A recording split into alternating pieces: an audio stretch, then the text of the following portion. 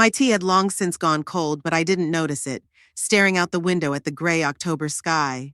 The rain drummed monotonously on the windowsill, like the ticking of an old clock in the living room, the faithful witnesses to my loneliness. My name is Eunice Grimshaw. I'm 78 years old, and I've been a widow for 15 years.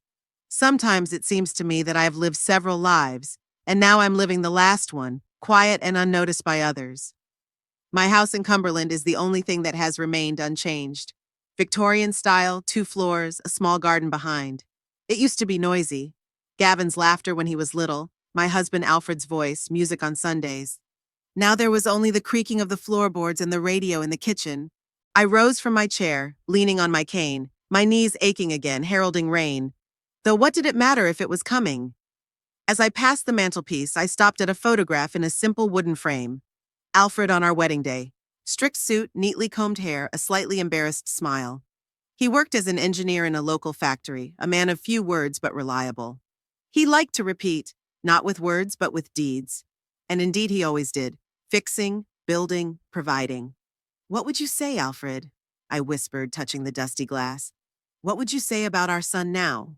Gavin was born 2 years after we were married. We adored him, spoiled him, but we didn't spoil him. At least, that's what I thought. He did well at school, was polite, dreamed of becoming an engineer like his father. That all changed when Alfred got sick. Lung cancer took him quickly and ruthlessly. Gavin was 37 at the time, already working for an insurance company, married to Laura.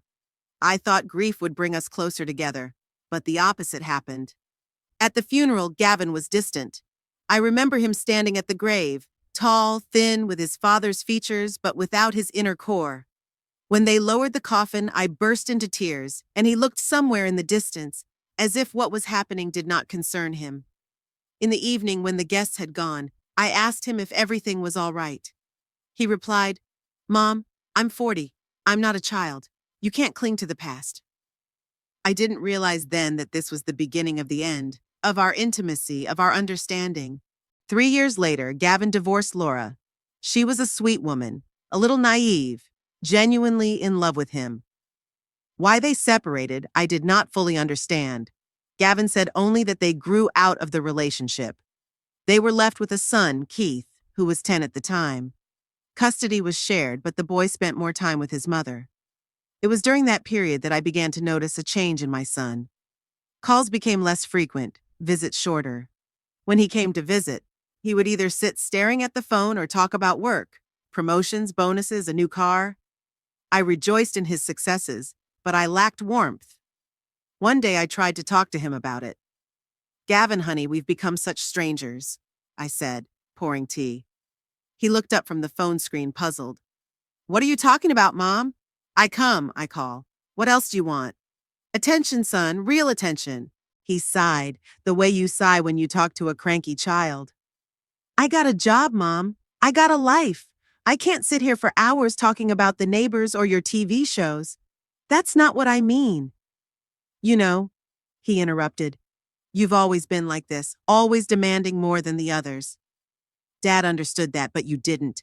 His words hit me harder than a slap. I didn't say anything. What could I say?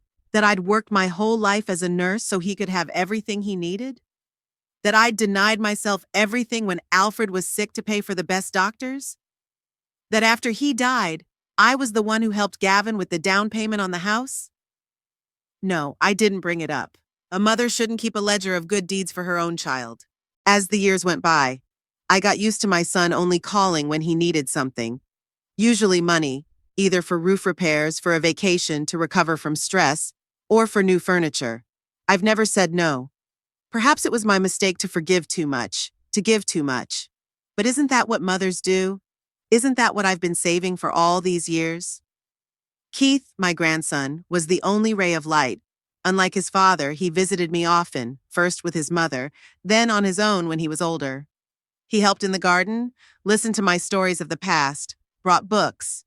He was the one who insisted that I learn how to use a smartphone and a computer. "Grandma, you have to keep up with the times," he said, patiently showing me how to use a video call. "Otherwise, the world will pass you by." Thanks to Keith, I mastered not only calling, but social media, online shopping, even started a gardening blog. It's been my little sanctuary, growing roses and writing about them. A few dozen subscribers, mostly older women like me, but I enjoyed it. Keith went to university in a neighboring town, studying biology. He came less often, but we made up for it with video calls. He talked about his studies, his girlfriends, his plans. I saw in him what his father lacked: sincerity, kindness, listening. One day, it was last spring, Keith arrived with unexpected news. Grandma, Dad's getting married. I was surprised. After the divorce, Gavin dated various women, but none of the relationships lasted long. To whom? Jenny. She works at the dental office. They've been seeing each other for a year, but they've kept it quiet, never told anyone. I vaguely remembered my son mentioning a Jenny in one of his occasional phone calls, but I didn't know the details. Is she, a good woman? I asked cautiously. Keith shrugged. Normal, a little bossy. She acts differently with my dad than she does with the rest of us. Sugar sweet, you know? And when she turns away, she's a different person. I nodded. I've known people like that. One face for the chosen few, another for everyone else. Well, if your father's happy? He says he is, but you know. Keith lowered his voice, even though we were alone. I think he's just tired of being alone. Jenny's very persistent. And she has a daughter from her first marriage. She's 18. They're like a package deal. I smiled at the metaphor. My clever grandson. People get married for all kinds of reasons, honey. It's not for us to judge. Yeah, but... He hesitated. They want a big wedding. A very expensive one. Dad said he was going to ask you to help with the money. That's it. I felt bitter, but not surprised. Of course, Gavin didn't call himself. He sent his son to do some recon. Grandma, you don't have to, Keith continued, noticing my reaction. You have your own plans for that money. I brushed it off. What plans at my age? A cruise around the world? I tried to smile. Money is for the living, not the dead. If your father needs help, I'll help. Keith shook his head. Sometimes you're too kind, Grandma. Maybe he was right. But what else was there to do? Refuse my only son? Besides, I'd hoped the wedding would bring us closer together. Maybe Jenny would turn out to be better than Keith described her. Maybe she'd make Gavin happy, and a happy son is all a mother could ask for. Gavin called a week later. His voice sounded strained and cheerful, as it always did when he wanted to ask for something. Mom, how's your health? You're not sick? I'm fine, son. My joints are a little sore, but that's age. Yes, age, he coughed. Listen, I've got news. I've decided to get married. I acted surprised. Really? To who? Her name's Jenny. She's a wonderful woman. You'll love her. Smart, caring, a great hostess. I'm happy for you, I said sincerely. When do you plan to get married? He was silent. In 3 months. I know it's fast, but we don't want to wait. And you know, Mom. Another pause. We want a beautiful ceremony. Jenny deserves the best. Of course, I agreed. Every bride dreams of a beautiful wedding. Oh, and he coughed again. You know I've been having financial difficulties this past year. Renovations, new car. How much do you need, Gavin? I asked him straight out. He gave me a number. I almost dropped the phone. It was 3 times what I expected. That's, a lot, son. I know, Mom, but it's a wedding. It's a once-in-a-lifetime thing. Well, it's a second for Jenny, but she says the first one was a bust. She wants to do it right. You know, rent the Hilltop Manor, invite 100 guests, live music. Hilltop Manor is the most expensive venue in Cumberland. An old mansion overlooking the lake, insanely beautiful, but insanely expensive. 100 guests? I asked. You have that many friends? Well, not just friends. Colleagues, acquaintances, Jenny's relatives. He hesitated. Mom, you'll help, won't you? I'll pay you back, I promise. We both knew he wouldn't, just like he never paid back the money for the house, the car, the vacation. But I said yes, because he's my son, because I hoped this wedding would make a difference, because what else could I do? Okay, Gavin, I'll help. Thank you, Mom. He sounded genuinely relieved. You're the best. Jenny will be so happy. After that conversation, he called more often, every week, sometimes twice, talking about the preparations, about Jenny, about her daughter Abby. It felt like we were getting closer again.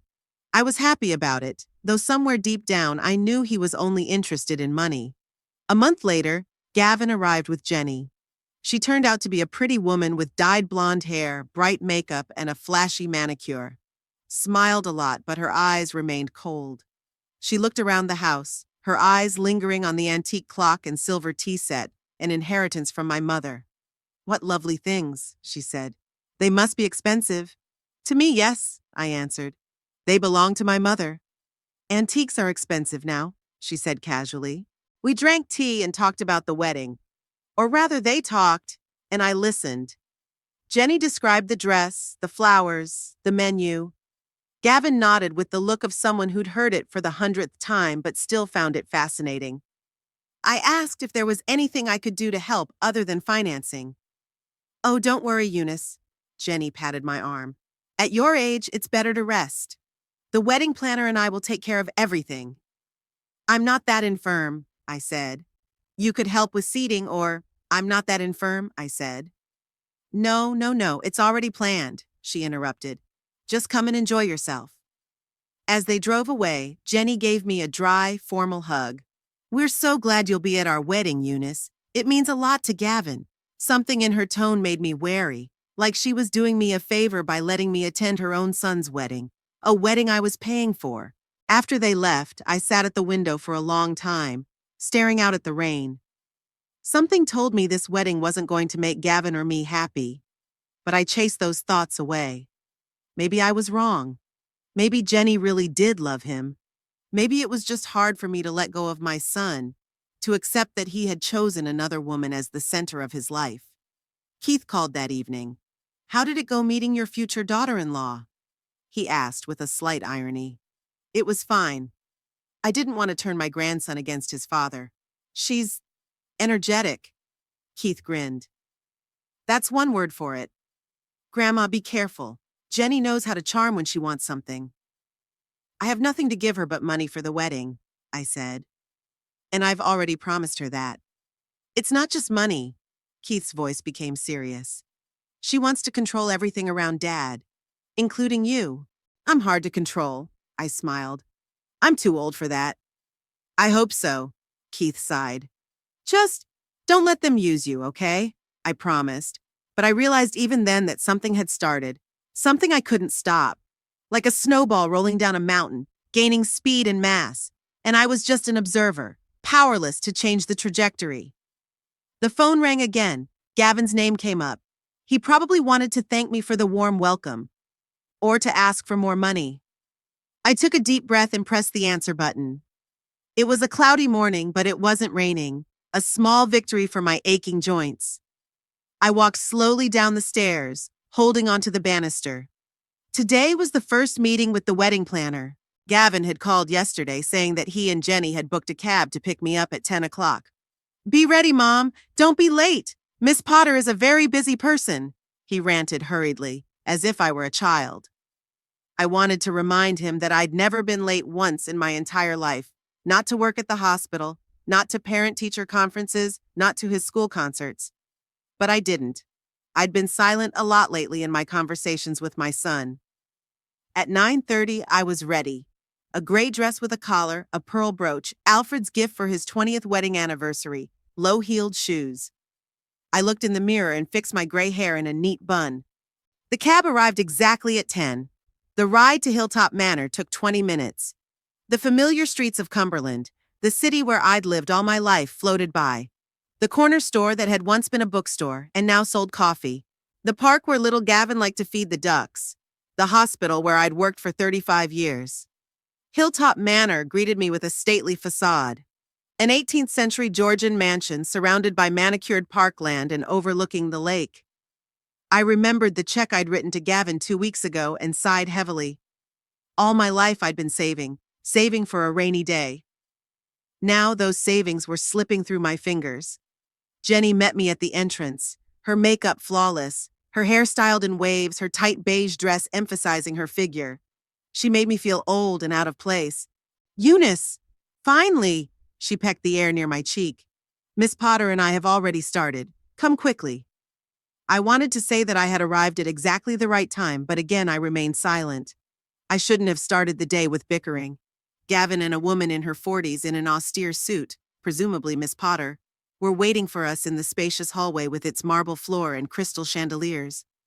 My son looked tense, as if in an important meeting. He gave me a brief hug and introduced me to the organizer.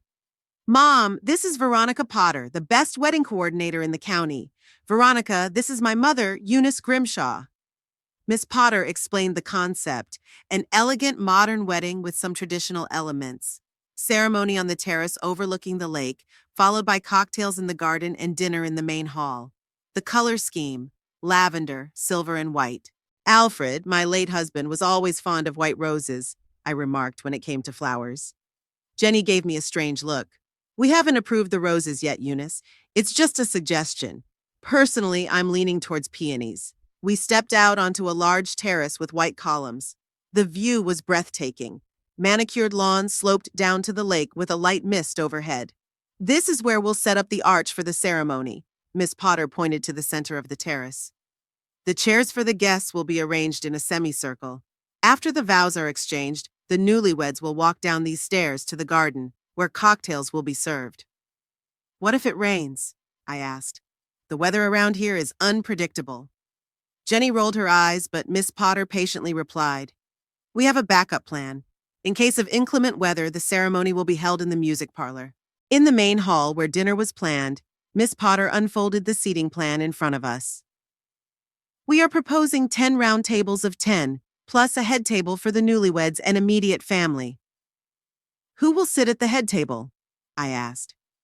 Gavin, me, my daughter Abby, my parents, my brother and his wife, and 2 of our closest friends, Jenny answered without looking at me. And me? I asked in surprise. There was an awkward pause. Mom, there are only 10 seats at the head table, Gavin finally said. We thought you'd be more comfortable at the table with your friends. What friends? I was confused. You invited someone I know? Jenny and Gavin looked at each other. Well, we thought you'd tell us who to invite, my son said uncertainly. I didn't name anyone because you didn't ask. My voice shook. And I assumed I'd be sitting next to you, Gavin. I am your mother, after all. Miss Potter coughed, clearly feeling uncomfortable. I'm sure we can revise the seating plan. Perhaps add a seat at the head table? No, Jenny quickly intervened. It's already been approved. Symmetry is important for photographs. Eunice, you do realize that a wedding is first and foremost about the couple, don't you? I could feel the color flooding down my face. Of course the wedding is about the newlyweds, but is it normal for the groom's mother to sit in a corner somewhere with strangers? It's okay, I said, trying to smile. I can sit wherever you want. Gavin exhaled with relief, and Jenny smiled victoriously. That's fine. Speaking of guests, we've made a tentative list. My relatives, co-workers, friends, a few of Gavin's important clients. How many people are on the list? I asked. 115, Gavin answered, avoiding my gaze. But you said 100, I was stunned. Every additional guest is an additional expense. Eunice, don't be so petty, Jenny said as if to brush me off. 15 people won't make a difference. Besides, they were potential investors in Gavin's new project. When the conversation turned to wine selection, I ventured, What about Lauren champagne? It's great quality, but not as expensive as Crystal. Jenny looked at me as if I'd suggested serving vinegar to the guests. Lauren? Really? At my wedding? I was just suggesting it. I shrugged. After all, it's a considerable savings. Eunice, Jenny lowered her voice, if you can't afford to pay for a proper wedding, just say so. The humiliation stung more than the anger. I didn't say I couldn't afford it. I merely offered a reasonable alternative.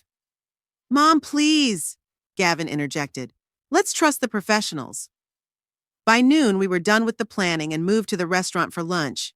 Jenny immediately ordered a bottle of the most expensive wine on the menu. I mentally counted how many more such gestures I could afford before my savings ran out completely. At lunch, Jenny became more talkative. You know, Eunice, I've always wanted a real wedding. The first time it was so modest. Town hall, dinner for 20 people. My husband insisted on saving money, but now I can do everything I dreamed of. On me, I thought, but only smiled politely. And your dress? I asked. Have you picked it out yet? Oh, yes, Jenny's eyes lit up. It's from a designer coming from London, ivory embroidered with crystals with a 3-meter train. Sounds impressive. What about you, Gavin? Custom-made suit, too? My son is embarrassed. Well, we're thinking about it. There's a tailor in London. Of course the suit will be bespoke. You can't show up in a store suit, it's mauvais, Jenny interrupted him. As the car pulled up in front of my house, Jenny said, By the way, Eunice, about your outfit. What are you planning to wear? I have a blue dress. I wore it to a friend's wedding last year. Blue? It doesn't really fit in with our color scheme. You'll have to get something that matches. Silver or a very light lavender. And not so, old-fashioned. Without your collars and brooches. I felt a pang of resentment. My collars and brooches are part of me, part of my style. All right, I'll think about it. Don't think about it, but do it. Jenny smiled her fake smile. The pictures had to be perfect. In the evening, I got a call from Keith. Hi, Grandma. How was the meeting with the organizer? Informative, I replied evasively. Hilltop Manor is a beautiful place. And crazy expensive. My father told me that you discussed the menu and seating. Did you like their ideas? It was, luxurious. Grandma, I know that tone. What's wrong? Nothing much. I just feel a little, overweight. I'm paying for the wedding, but I have no say in the decisions. I'm surprised my father allows it. Keith sounded annoyed. He's always been soft, but not to this extent. Jenny's spinning him any way she wants. Maybe he's just in love, I suggested. People often lose their heads in love. At 52? After a divorce and 20 years of living on their own? No, Grandma, it's something else. Jenny's a manipulative woman. Keith, honey, don't worry. It's their day. It's their decision. No, Grandma, it's not right. I'll talk to Daddy. Please don't, I said hastily. I don't want to cause trouble. You're not causing trouble. They're the ones being disrespectful. You're paying for all this madness, and they treat you like an unwelcome guest. The next day came the promised estimate from Miss Potter. The final total was 30% higher than originally discussed. It was almost all I had left after decades of saving. Almost everything I could leave Keith as an inheritance. I picked up a pen and signed a consent form agreeing to all expenses. Maybe at least it would give me back a place in my son's life. The next 2 weeks passed at a sort of feverish pace. Jenny called almost every day with new ideas, demands, and complaints. She didn't like the shade of the tablecloths. She had to change the menu because of some important guest allergies, or there was a problem with the musicians. One day she called in a particularly irritated state. Eunice, did you find the right outfit? I ordered a dress. Silver gray, just like you wanted. Silver gray? We said lavender. No, Jenny, you said silver or very light lavender. I chose silver. But it's not appropriate. The groom's mom has to wear lavender and the bride's mom has to wear silver. It's the whole concept. You didn't mention it before, I remarked, feeling my irritation rising. The dress is already paid for. Return it, Jenny said, and buy the lavender one. I'm sure you can find something suitable in 2 weeks. I took a deep breath, counting to 10. Jenny, I've already spent a considerable amount of money on this dress. I'm not returning it. What do you mean you won't? Her voice rose. Do you want to ruin the composition? The pictures will look terrible. I'm sure no one will notice that detail, I said calmly. I will notice. There was a sound like Jenny hitting the table.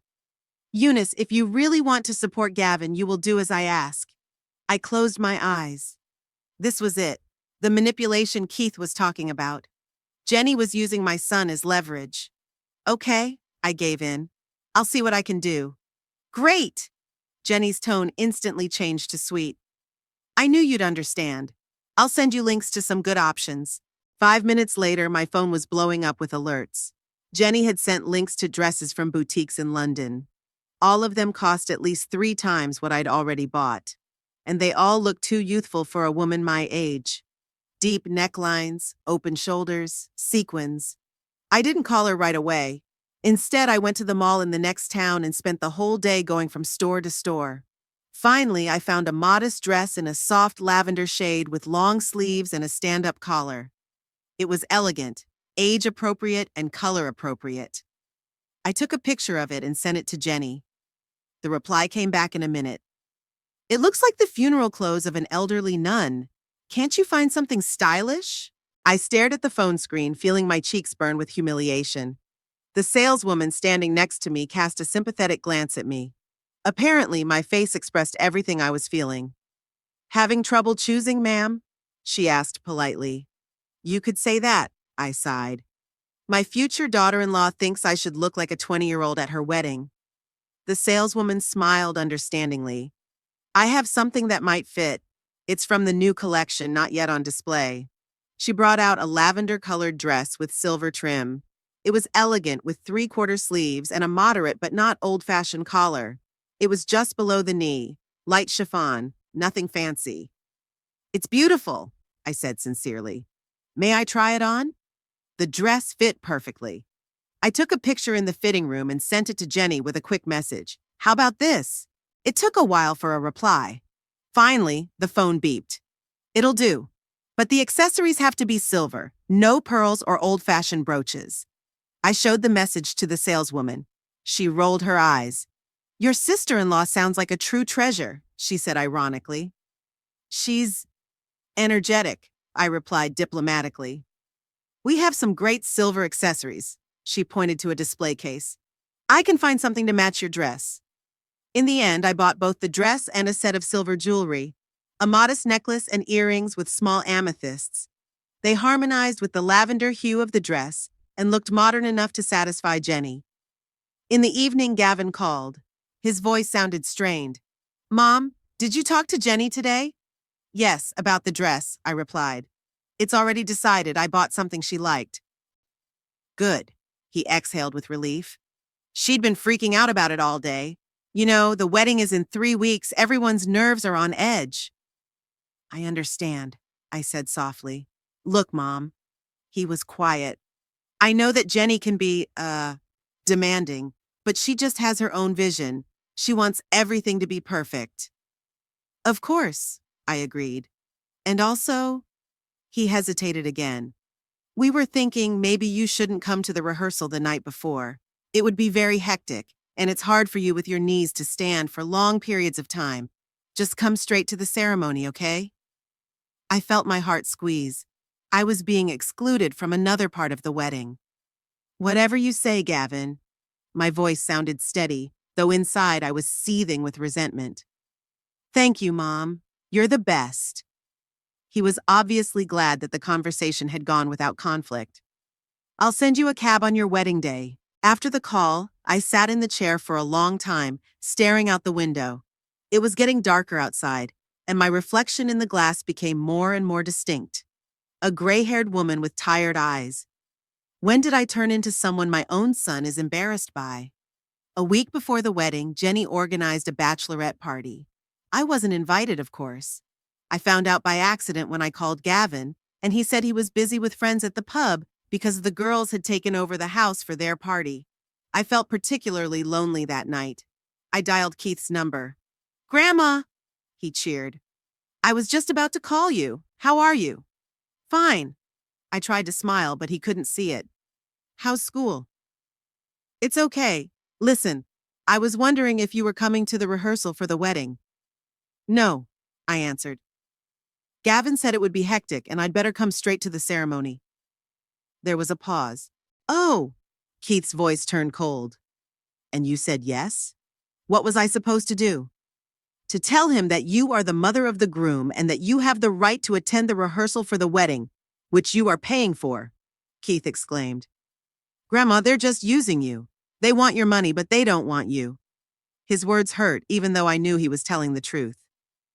Keith, I don't want to cause any trouble before the wedding. Just let it go on as it is. It's not right, he said stubbornly. I'll talk to my father. No, I almost shouted. Please don't get involved. It'll only make me feel worse if you make a scandal. He reluctantly agreed, but I could feel his resentment through the phone. The night before the wedding, I hardly slept at all. My thoughts revolved around tomorrow. How will I be greeted? Where would I be seated? Would I have to spend the entire evening in the company of strangers? Would Gavin notice my presence, except in formal photos? I took a long time getting ready in the morning, carefully styling my hair and applying light makeup. I put on a new lavender dress, silver jewelry. I looked at myself in the mirror and was surprised to note that I looked good, elegant, dignified. At the appointed time, the cab pulled up. I checked the honeymoon gift one last time, an envelope with a check for a substantial sum, tied with a silver ribbon, and left the house. The drive to Hilltop Manor seemed shorter than last time. Or maybe I was just immersed in my own thoughts.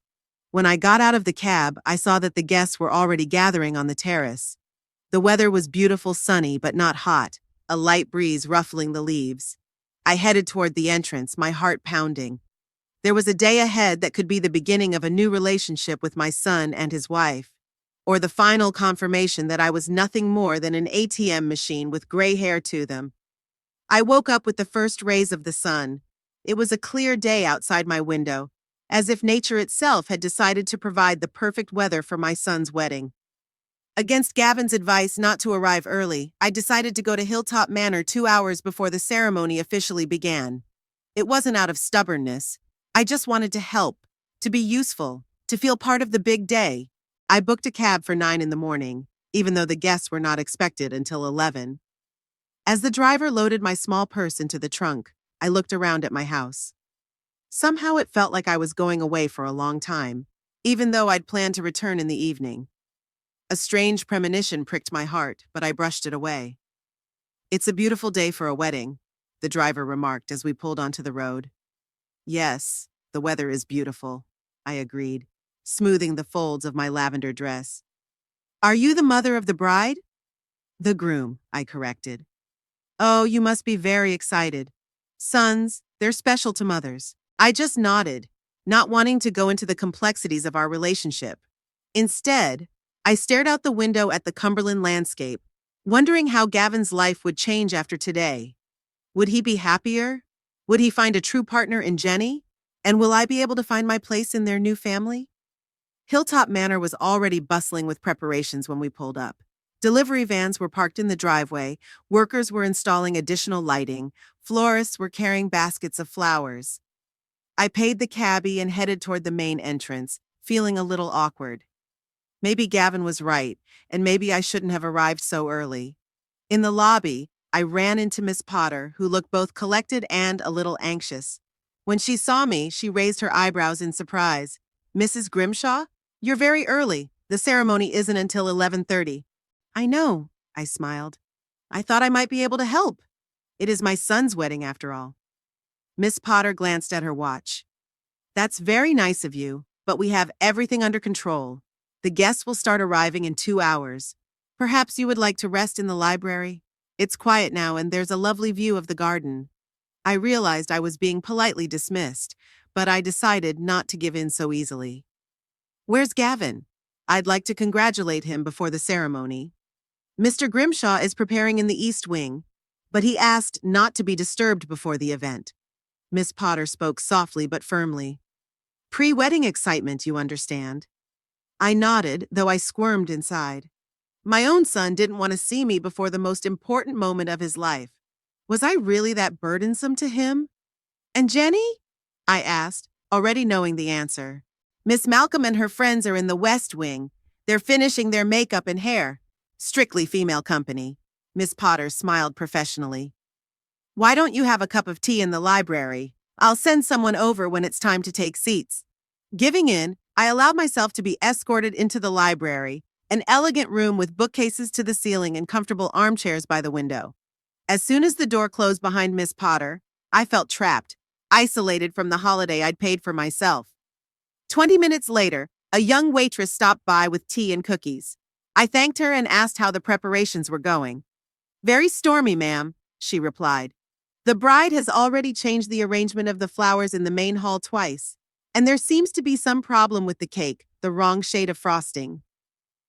"Really?" I couldn't hide my surprise. "The pastry chef is one of the most expensive." "Yes, ma'am, but Miss Malcolm is very precise in her wishes." The girl was obviously choosing her words.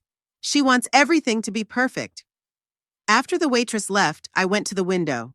It overlooked the terrace where the archway for the ceremony was almost finished. White chairs stood in neat rows with a petal-strewn path between them. Everything looked immaculate and all without my involvement. I decided not to sit in the library until the guests arrived. After all, I'd paid for this wedding and had a right to see how the preparations were going. Stepping out into the hallway, I headed toward the main hall where the dinner was to be held.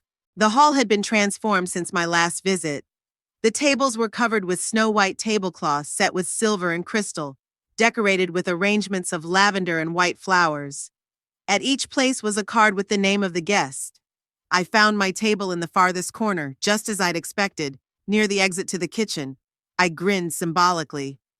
"Mrs. Grimshaw?" a man's voice called out to me. I turned around and saw a young man in a suit, one of Miss Potter's assistants. The guests were beginning to arrive. "Miss Potter said you should take your seat for the ceremony." "Already?" I glanced at my watch. It was longer than I thought. As I stepped out onto the terrace, I saw that the first guests were indeed seated. The master of ceremonies pointed me to a seat in the front row, the only consolation of the day. At least I would be close to Gavin during the exchange of vows. Gradually, all the seats filled up. I stole glances at the guests, mostly people younger than me, many obviously wealthy, judging by the outfits and jewelry. I recognized Jenny's relatives from the family resemblance, the same confident posture, the same appraising glances. Finally, the music started, and Gavin walked down the aisle in an elegant suit that must have cost a fortune. He looked tense, but handsome. My heart filled with pride, no matter what. His best man, a coworker I'd seen a couple times at corporate parties, stood next to him. Gavin looked around at the crowd, and for a second our eyes met. I smiled and waved lightly. He nodded back but then looked away, as if embarrassed. The music changed, the guests rose, and Jenny moved slowly down the aisle. I had to admit, she looked stunning. Her ivory gown, embroidered with crystals, was perfectly fitted, the train trailing behind her like a sparkling brook. Her face shone with triumph. She had gotten everything she wanted. The ceremony was flawless. The exchange of vows, the exchange of rings, the first kiss as husband and wife, all exactly as scripted. I furtively wiped away a tear as Gavin recited his vows. Despite the challenges, I was happy for him, or wanted to be happy. After the ceremony, the guests moved to the garden for a cocktail reception. I kept a little to the side, watching Gavin and Jenny accept congratulations. A few people came up to me, introduced themselves, made polite small talk, and stepped away. I felt like a stranger at this celebration of life. Suddenly, someone called out to me. When I turned around, I saw Keith hurrying toward me through the crowd. My grandson looked all grown up in an austere suit, his hair slicked back. "Grandma!" He hugged me tightly. "Finally found you! How are you?" "I'm fine, honey." I snuggled up to him for a moment. "You're very handsome today." "And you look stunning," he pulled away, looking me over. "That dress really suits you." "Thank you," I smiled. Jenny picked it out. Keith grinned. "Of course she did. Listen, have you been introduced to her relatives yet? They're sitting in a separate group by the fountain like royalty." "No," I shook my head. "But I didn't expect them to. The newlyweds have a lot on their minds today." "Busy?" Keith snorted. "All Jenny does is pose for pictures and take compliments. She could have taken a minute to introduce you to her family." "Keith," I glanced at him warningly. "Let's not.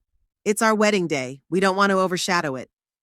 He nodded, but I could see he was barely holding back.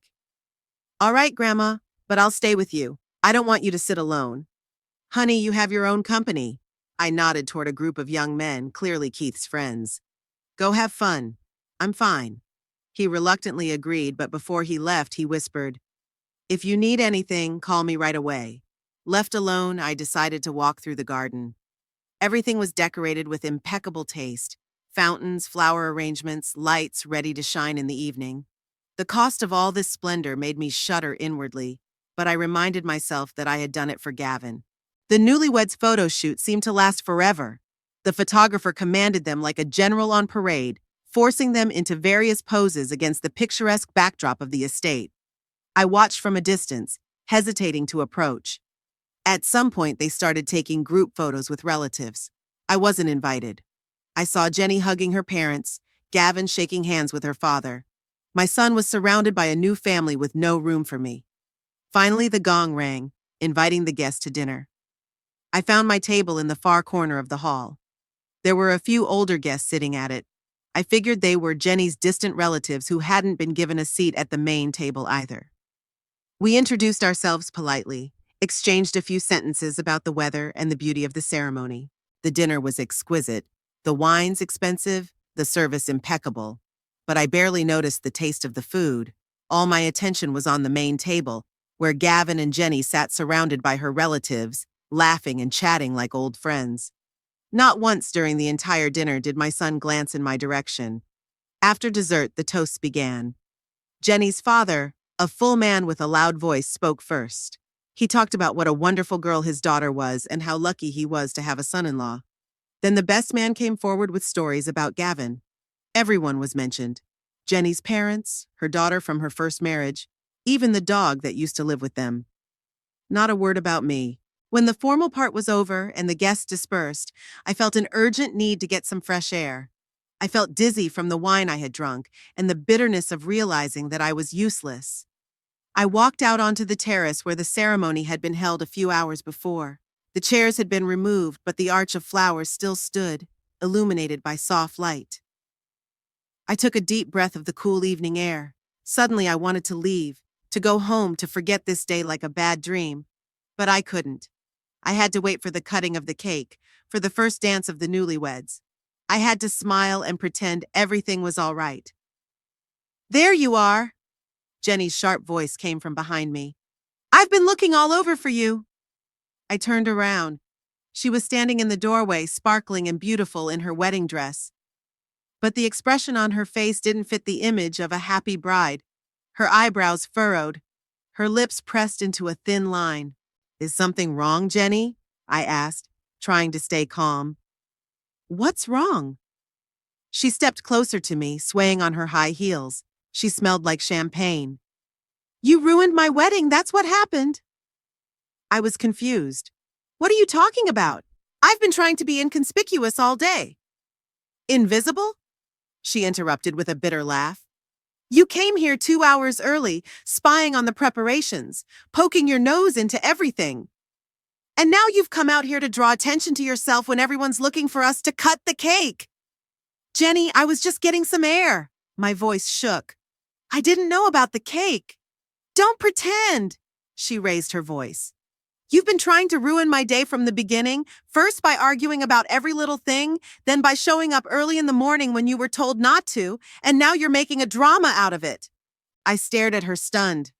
What had happened to that sweet smile she'd given her guests just a few minutes ago? There was a completely different woman standing in front of me, angry, aggressive, drunk. "Jenny, calm down," I tried to speak softly. "I didn't mean to ruin anything. I just—" "Shut up!" she shouted so loudly that several of the guests on the terrace turned around. "I know what you're doing. You've always done this. Gavin told me how you controlled him all his life, how you smothered him with your care." I felt the blood drain from my face. "My son said that? It's not true," I said quietly. "I only ever wanted the best for him." "The best?" Jenny snorted contemptuously. "You wanted him to always depend on you, but now he has me and your manipulations won't work anymore." By now, a small crowd had gathered around us. I could see the shocked faces of the guests, hear the whispers. The humiliation stung more than the anger. "Jenny, please." I took a step toward her, holding out my hand. "Let's not make a scene. This is your day." "Don't touch me." She recoiled like a leper. "And yes, it is my day. A day you're trying to ruin with your presence." Gavin appeared in the doorway, alarmed by the commotion. "What's going on?" He looked from me to Jenny. "Your mother," Jenny exclaimed, pointing a trembling finger at me. "She came out here on purpose to disrupt the cake cutting, so everyone would be looking for her instead of enjoying the party." "Mom?" Gavin turned to me. His eyes were not understanding but annoyed. "Why are you here? Everyone's waiting." "I was just getting some air," I repeated, tears welling up in my throat. "I didn't know they were looking for you for the cake." "See?" Jenny clutched at Gavin's arm. "She's in denial. Typical passive aggression. She always does that. You said so yourself." I looked at my son in despair, expecting him to refute her words, to say he'd never said such a thing. but he was silent, and that silence was more eloquent than any words. Gavin, my voice was barely audible. Do you really think so? He averted his eyes. Mom, let's not do this now. Just go back to the hall. We'll forget this incident. Forget? Jenny raised her voice even more. She's been ruining our day since this morning. I don't want her to stay. I don't want to see her behind our cake, in our pictures. Gavin looked helplessly at me, then at Jenny, then back at me. I could see him agonizingly trying to find a way out of the situation. Jenny, maybe you could calm down a little, he started. No! She stomped her foot like a cranky child. I will not calm down. I want her gone. Now, you're not welcome. Go away. She literally shouted the last words in my face. There was silence. The guests froze, not knowing where to go. I looked at my son, expecting him to stand up for me, to say that his mother could not be an unwanted guest at his wedding, but he remained silent, his eyes downcast. Gavin? My voice trembled. He looked up and I saw no love in his eyes, no gratitude, only weariness and frustration. Maybe you really should go, Mom, he said quietly. You've already seen the ceremony. And Jenny is upset. I felt something inside me snap. The last thread that connected me to my son snapped with an almost audible sound. Okay, I straightened, gathering the last shreds of dignity I had. I'll leave. Congratulations to both of you. I walked slowly toward the exit, feeling the stares of the shocked guests. No one stopped me, no one said a word. Only Keith, who had appeared in the doorway, tried to approach, but I shook my head. I didn't want him to fight with his father over me. In the check room, I took my purse and shawl. The doorman hailed me a cab, avoiding eye contact. Apparently news of the scandal had spread instantly. While I waited for the car, Miss Potter came up to me. Mrs. Grimshaw. She looked genuinely concerned. I'm so sorry about this. Perhaps in the morning when everyone has calmed down. It's all right, Miss Potter, I interrupted. Some things can't be fixed by apologies. But the bills, she faltered. The final accounting. We'll talk about that tomorrow, I smiled tiredly. Right now, I just wanted to get home. The cab arrived 10 minutes later. As I drove away, I took one last look at the lighted windows of Hilltop Manor. There, the festivities continued, the music, the laughter. Without me, it was as if I had never existed in Gavin's life. The morning after the wedding, I woke up late. My body ached like I'd run a marathon, even though I hadn't physically done anything strenuous yesterday. Emotional exhaustion is what it was. In the first seconds after waking up, I thought everything that had happened was just a bad dream, but reality quickly returned. My son had allowed his new wife to kick me out of the wedding I had paid for. I made myself some tea, though I had no appetite. My cell phone, turned off last night, lay on the kitchen table. I hesitated before turning it on. I didn't want to hear an apology, much less an accusation. But I realized that sooner or later I would have to face the consequences of my decision not to pay the rest of my bills. My phone buzzed, taking messages. 12 missed calls and 8 messages. Most from Gavin, a couple from Keith, and one from an unfamiliar number, probably from Miss Potter. I decided to read the messages first. Mom, we need to talk. Call me when you see this, was the first message from Gavin, sent late last night. Why aren't you answering? It's urgent. The second, from him, an hour later. Grandma, are you okay? Please answer, from Keith, sent around midnight. The other messages from Gavin grew more insistent and irritated. Mom, there's a billing problem here. Administration says you refuse to pay the balance. Is this some kind of misunderstanding? Call me back immediately. Do you realize the situation you've put us in? The last message came just a few minutes ago. On my way to your place. I'll be there in 30 minutes. I sighed. So Gavin would be here soon. I wondered what kind of words he'd walk in with, apology or accusation. I already knew the answer, though. As I cleaned myself up, washing my face, brushing my hair, putting on my house dress, a plan was forming in my head. No, I wouldn't pay for the rest of the wedding. But it wasn't just about the money. I wasn't going to let myself be used anymore, manipulated through guilt or maternal duty. Enough was enough. Exactly 25 minutes later, the doorbell rang, sharp, insistent. I opened it and saw Gavin. He looked exhausted, wrinkled shirt, circles under his eyes, disheveled hair. But what struck me most was the look on his face, not remorse, but anger. Finally, he blurted, walking uninvited into the house. Why didn't you answer the phone? Do you have any idea what you've done? I closed the door and turned to him, still calm. Hello, Gavin. It's good to see you too. Mom, this is no time for sarcasm. He ran his hand nervously through his hair. We're in serious trouble. The Hilltop Manor administration says you've refused to pay the balance for the wedding. They demand the full amount by the end of the day, or they'll sue. I raised an eyebrow. What do you mean? And? Gavin stared at me in bewilderment. You have to pay. You promised. I promised to pay for my son's wedding, where I would be a welcome guest, I said calmly. But as your wife made clear, I was not welcome. And you had agreed to that. Gavin blushed, not with shame, but with anger. Mom, you're a grown man. Jenny was nervous, drank champagne, said too much. It happens at weddings. You can't just go and sabotage financial sabotage. Financial sabotage? I chuckled involuntarily.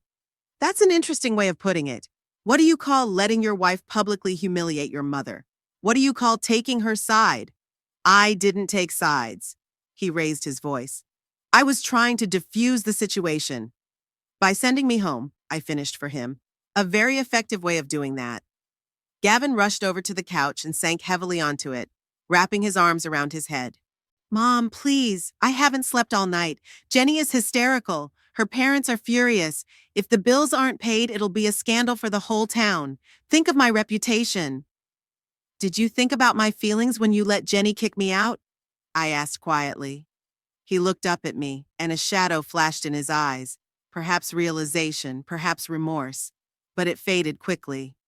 Look, I understand that you were uncomfortable. I apologize for Jenny.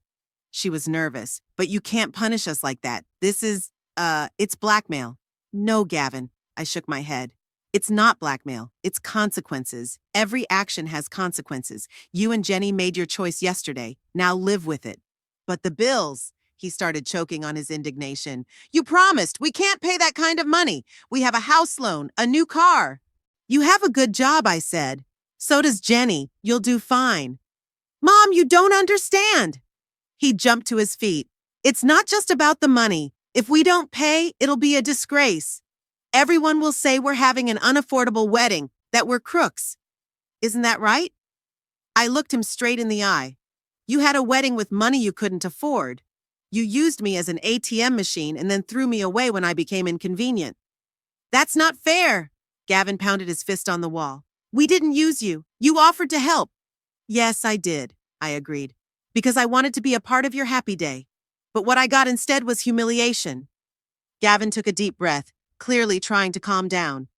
When he spoke again, his voice sounded quieter, more judicious. Mom, I understand that you're upset, but let's be rational. Think of your reputation too. If you don't pay, people will say you're a stingy, vindictive old woman. I smiled involuntarily. He's moved on to manipulation. How predictable. I don't care what people say, Gavin. At my age, it's becoming remarkably unimportant. What about Keith? He's changed tactics. You're putting him in a terrible position. He'll be caught between two fires. Leave Keith out of this, I said, my voice hardening. He has nothing to do with this. He's my son, Gavin exclaimed. And your grandson. You're destroying our family with your selfishness. That was it, the word I expected to hear. Selfishness. All my life I've given, time, money, love. And whenever I tried to set boundaries, I was accused of selfishness. I wonder, I said quietly, when I gave the last of my savings to your education, was that selfishness? When I helped with the down payment on the house, was that selfish? And when I agreed to pay for a wedding that even your fiancée, with her royal demands, couldn't afford, was that selfishness too? Gavin looked away, but he didn't give up. You know exactly what I mean. If you really love me, you won't put me in this position. You'll pay your bills and forget last night's incident. No, I said firmly. I won't pay. And I won't forget. He stared at me like he was seeing me for the first time. Are you serious? You're really willing to ruin my life because of your resentment? I'm not ruining your life, Gavin. I shook my head. If a few £1,000s can ruin your life, maybe you should think about your priorities. He grabbed the jacket he'd thrown on the back of the chair.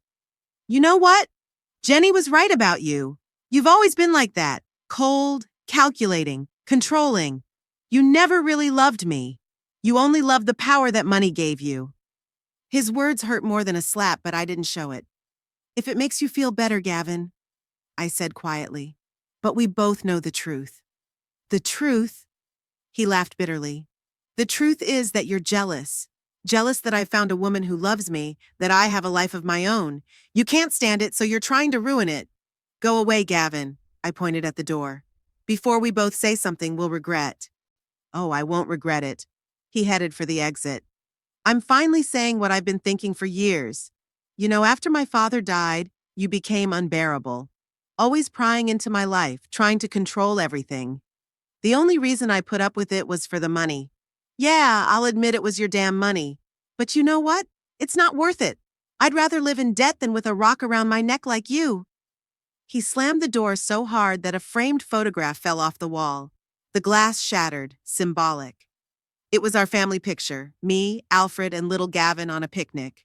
We were all smiling. I picked up the frame, carefully removing the photo from under the shards. Strangely, I felt no tears. There was an emptiness inside, and a strange relief at the same time. It was as if a boil that had been brewing for years had finally burst, releasing all the pus. An hour later, Keith called. Grandma, are you okay? Dad just left you. He's furious. I'm fine, honey, I answered, and it was the truth. But your father doesn't seem to be. He called me yelling something about bills and how you refused to pay. Keith's voice sounded concerned. Is that true? Yes, I answered simply. I'm not paying the rest of the wedding bills. After the way they treated you, I can understand them. Keith's voice sounded approving. But Dad's in a panic. He says Hilltop Manor is threatening to sue if they don't pay by tomorrow. Let them pay it themselves, I said. They have the means. They may have to postpone their honeymoon in the Maldives or sell one of their cars, but they'll manage. Grandma, Keith faltered, I'm totally on your side. What they've done is unforgivable. But don't you think it could lead to a complete breakdown in the relationship? I sighed. Honey, the relationship broke down yesterday when your father let his wife kick me out of the wedding. Everything else is just consequences. You're probably right, he agreed sadly. It's just, I don't want to be caught between two fires. And you won't, I said firmly. I would never put you in that position. You can talk to your father like you used to. My relationship with him is one thing, yours is another. Thank you. He exhaled with relief. Listen, I want to come visit you this weekend. Just to be together, okay? Sure, honey. I'd be really happy to. After talking to Keith, I decided to turn my phone off for another day. I needed time to think about my next move. I had no doubt that Gavin and Jenny would not give up trying to get me to pay, either through manipulation or threats. The next morning, the doorbell rang. I hesitated to open it, suspecting it might be Jenny coming to make another scene. But when I looked out the window, I saw a middle-aged woman in a business suit, a stranger. Mrs. Grimshaw? She asked when I opened the door. My name is Elizabeth Norris, and I represent the administration of Hilltop Manor. Come in, Miss Norris, I invited her in. I was expecting your visit. She looked a little surprised at my calmness, but quickly pulled herself together. Mrs. Grimshaw, we have a problem with your son's wedding payment. According to our records, you agreed to pay all the costs, but yesterday you refused to make the final payment. I'd like to clear the air. I pointed her to a chair. Tea, coffee? No, thank you. She sat down, placing the file on her lap. Mrs. Grimshaw, I understand there was an, incident. Miss Potter informed me of it, but from a legal standpoint. Legally, I interrupted, I signed no contract with Hilltop Manor. The arrangements were verbal between me and my son. I agreed to pay for the wedding under certain conditions, which were not met. Therefore, I do not feel obligated to pay the remainder. Miss Norris frowned.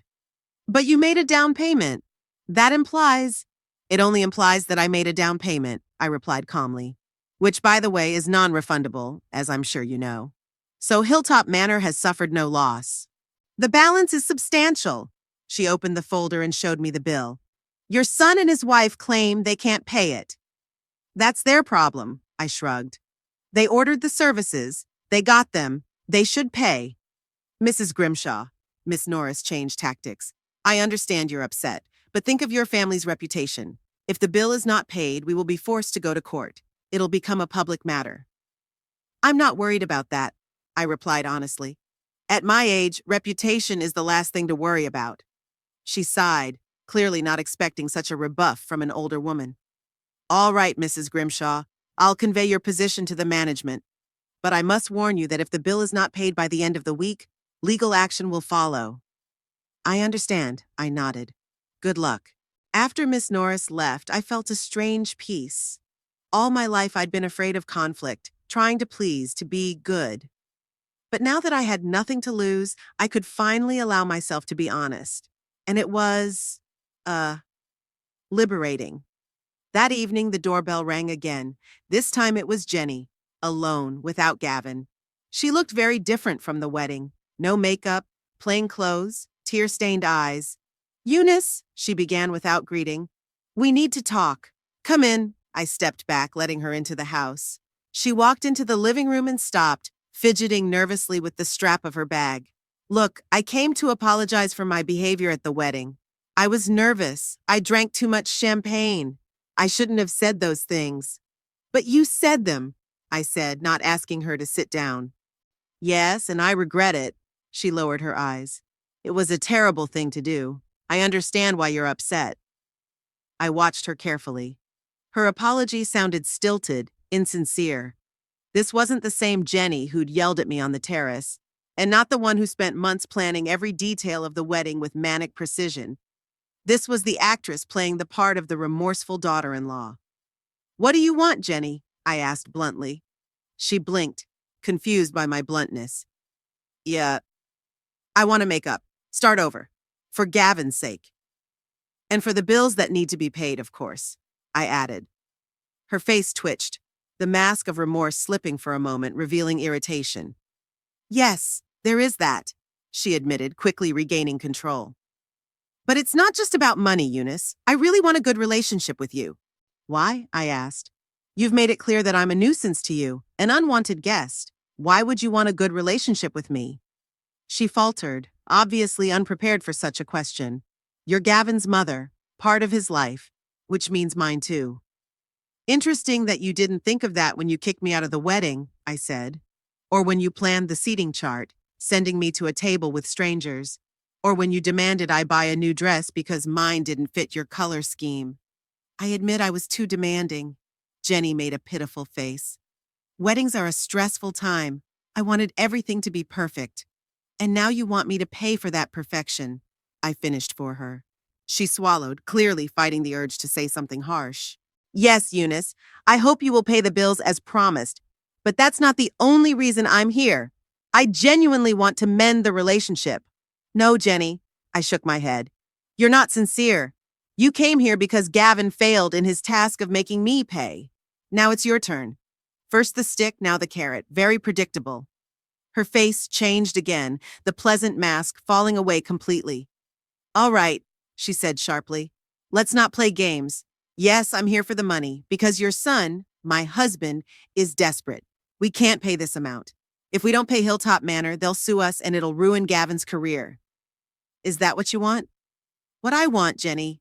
You weren't interested in when you kicked me out of the wedding, I replied calmly.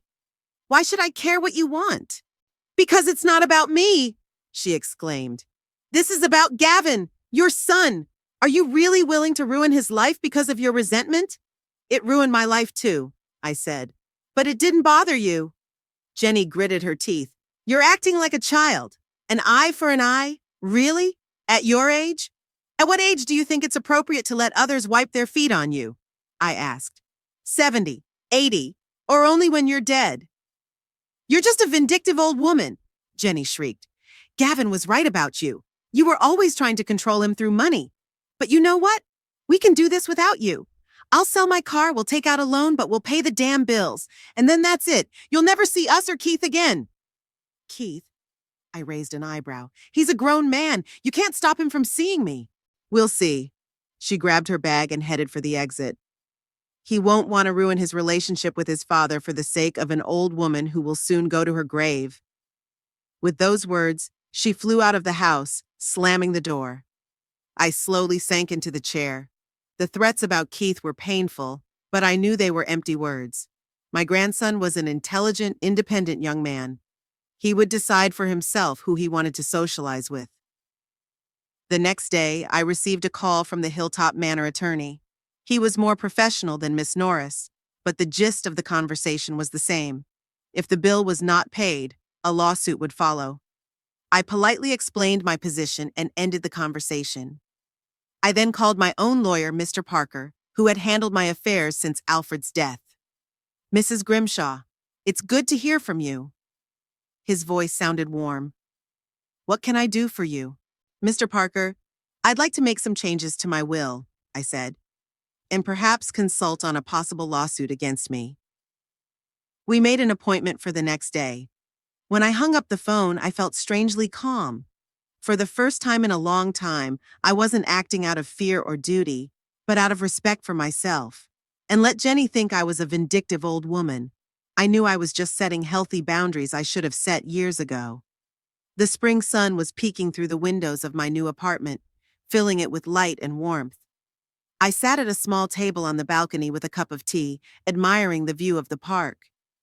It had been exactly 6 months since the day Jenny had kicked me out of the wedding. 6 months that had completely changed my life. After all the events, I'd made a decision I'd matured long ago but lacked the resolve to make: sell the house. The old Victorian mansion that held so many memories had become too much for a single elderly woman. Plus, it was tying me to a past I was determined to let go of. The sale went surprisingly quickly.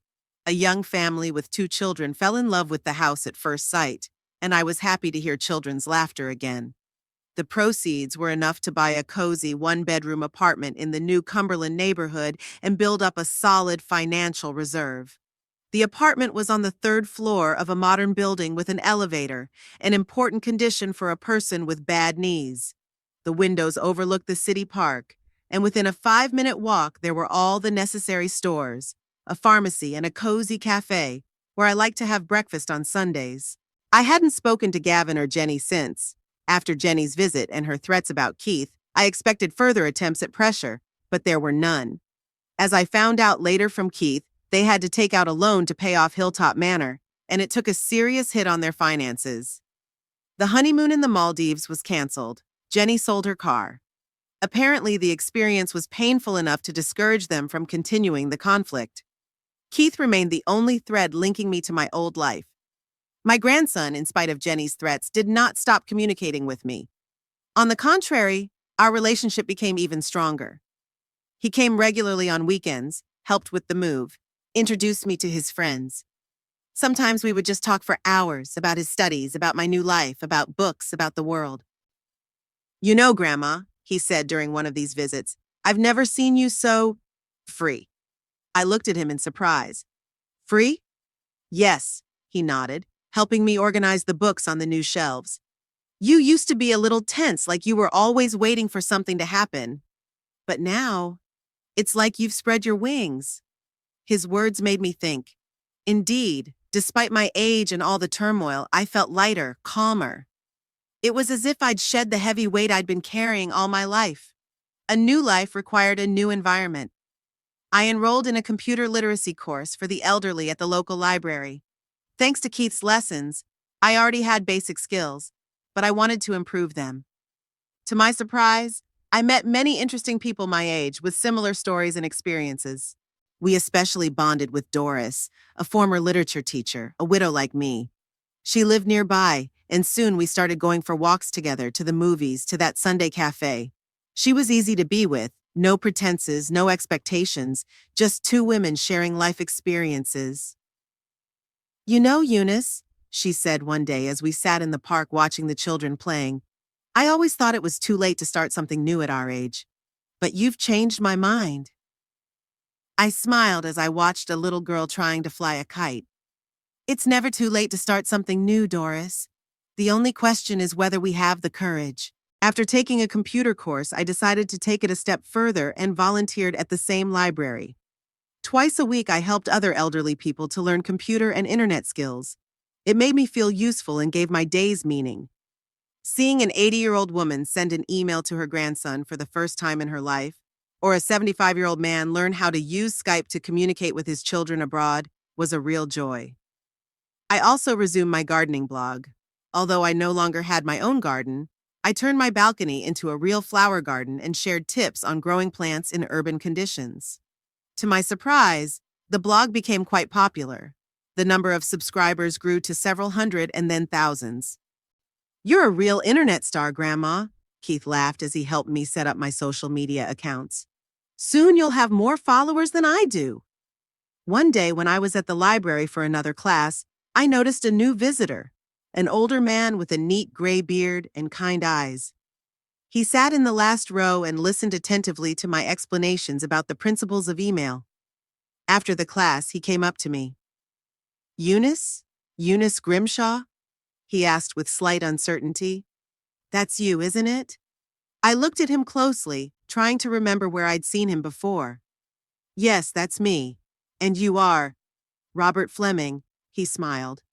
"We worked together at Central Hospital. I was a doctor in the cardiology department." "Dr. Fleming!" I remembered him now. "Of course you did. It's just that you've changed." "Older, you mean?" He laughed. "Well, 20 years is a long time." We got to talking. It turned out that Robert had been widowed 3 years ago and had recently moved to Cumberland to be closer to his daughter and grandchildren. He, too, had decided to learn a computer to keep up with the times. "I had already learned how to use email," he said, "but social networking is a bit of a mystery to me. So I came to your courses." After the class, he suggested having tea in the cafe across the street from the library. I agreed, and we spent a pleasant hour reminiscing about old colleagues and hospital experiences. "You've changed, Eunice," he said suddenly, looking at me carefully. "And it's not just an appearance. You've become more confident. You used to be so quiet, always in the shadows." "Life teaches you a lot," I smiled. "Especially when you're over 70.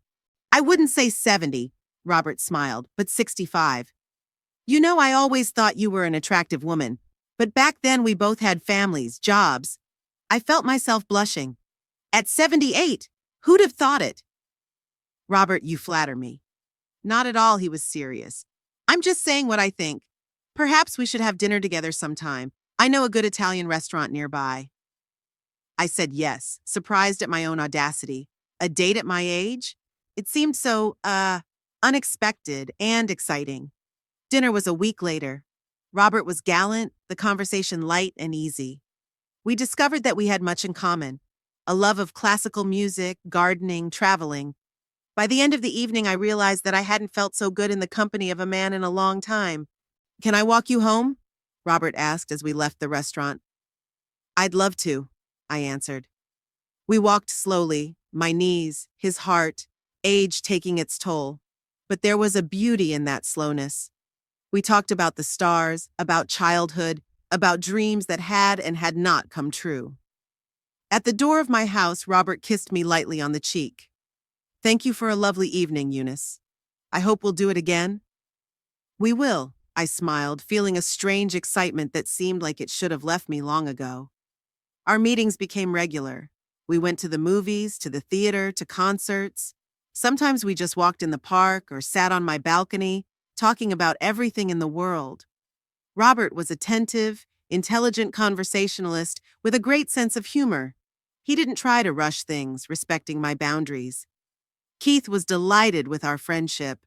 "Grandma, you're getting younger before your eyes," he said, noticing the new haircut and dress I'd made before our next date. "Dr. Fleming is a lucky man." I just smiled back. Our relationship with Robert was special, not the ardor of youthful passion, but the deep, warm affection of two people who had lived long lives and knew the value of each day. One spring day, exactly 6 months after Gavin's wedding, Robert asked me to go out of town. He had rented a small car with an automatic transmission. It was more convenient at our age. We left early in the morning when the town was just waking up. The day promised to be warm and sunny. Robert drove confidently, despite his age. We drove out of Cumberland and down a scenic road that led to the coast. "Where are we going?" I asked, looking out the window at the scenery. "You'll see," Robert smiled enigmatically. It's a surprise. An hour later, we arrived at a small fishing village. Narrow streets, white houses with blue shutters, the smell of the sea in the air. All this created a feeling of another world, far from the bustle of the city. Robert parked the car in a small square and helped me out. My sister lives here, he explained. She has a small house overlooking the sea. She's traveling in Europe now, and she offered me the use of the house whenever I wanted. We walked up a steep street to a white house on a hill.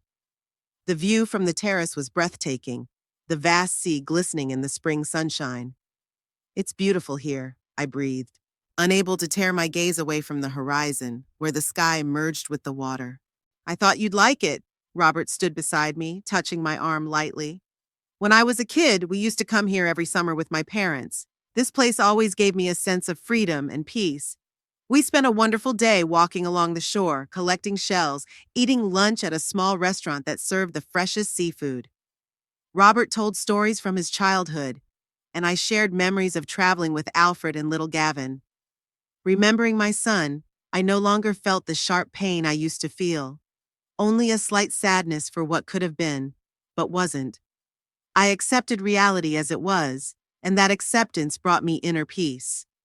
In the evening, sitting on the terrace with a glass of light wine, we watched the sun slowly sink into the sea, coloring the sky and water in shades of gold and purple.